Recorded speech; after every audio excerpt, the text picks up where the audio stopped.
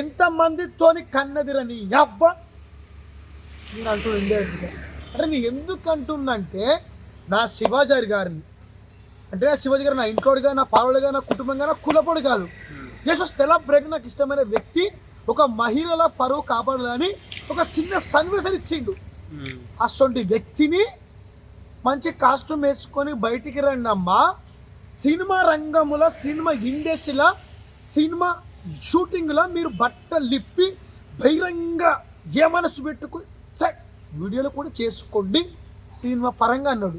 Social service, social media వరకు వచ్చే వరకు గలీజీ కాస్ట్యూమ్ వేసుకోవద్దని అన్నాడు నా శివాజీ గారు.